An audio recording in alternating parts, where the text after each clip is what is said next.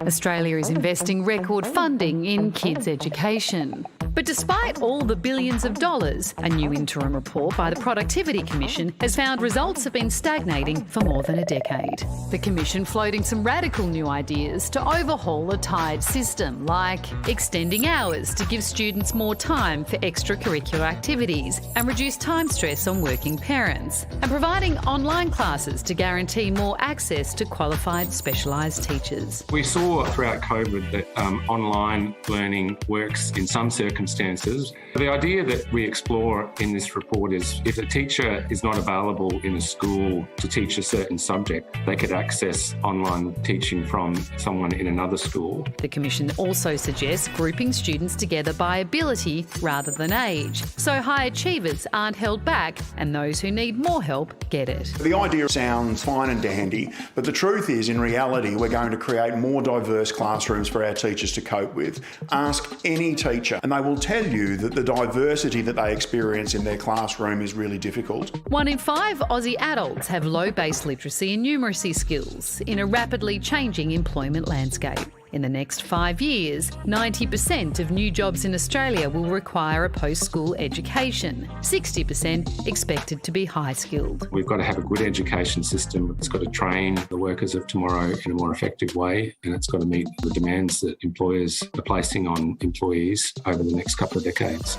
So is it time to tear up the rulebook and customise the classroom? It is really important that we don't fall for the trap of tinkering at the edges with small changes that are going to make it slightly more difficult for teachers. It's not good enough to just ask people who are already disadvantaged to just try harder, to be innovative and to disrupt.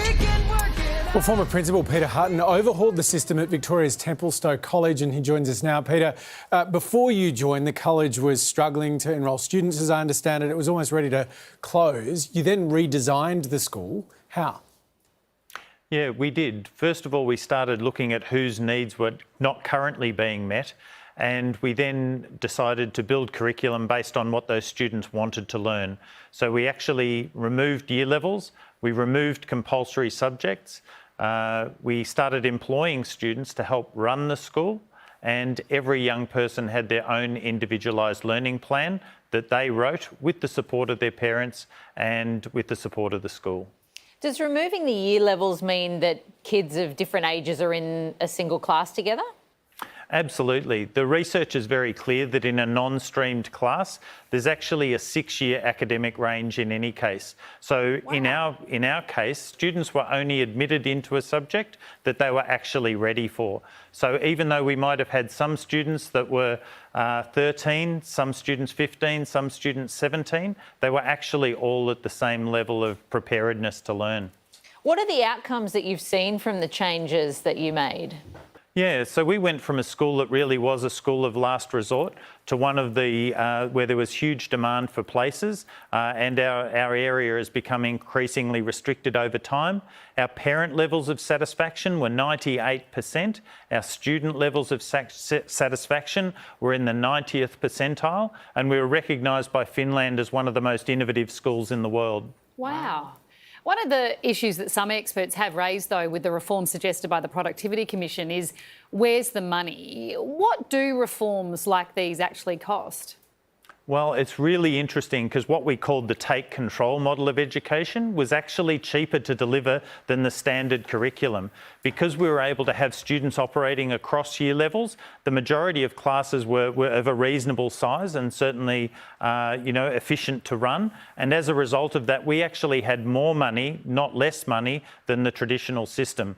I personally don't believe that we're short of money. What we do need is to enable schools and school leaders to decide how to use that money in the best interests of the young people that are in their school. Sounds like a school utopia, Peter. Is there still hands on heads? Is there still detention? Is there still time out?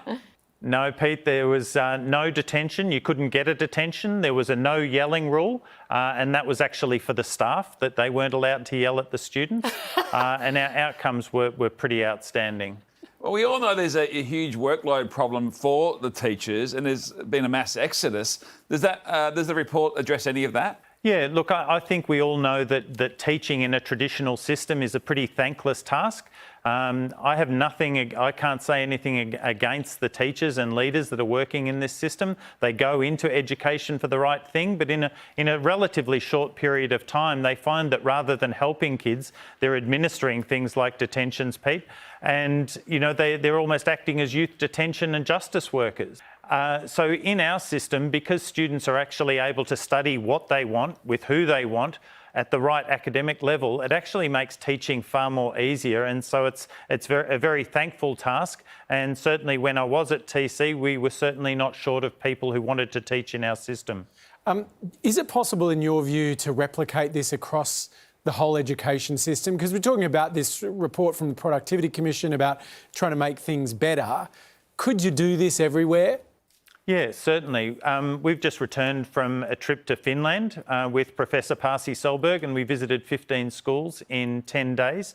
And one of the things that marks their high-performing system apart is the huge level of autonomy given to the leaders and teachers within that system, and it's certainly very scalable. What we do need to do is trust the professionals and have less top-down direction. Do the students run the canteen as well? I mean, surely there's a line, Peter. Well, one of the great things about our school, Pete, is that there's free meals, which accords with all the research around good well-being. Food every day, warm meal every day, and snacks supplied. Do you accept mature age students by any chance? No, unfortunately, once you reach 20, Pete, we no longer get funding for you, so you can't come. Bloody hell, I'm 22, damn it. Pete, thanks very much for joining us. Appreciate your time. It's a pleasure.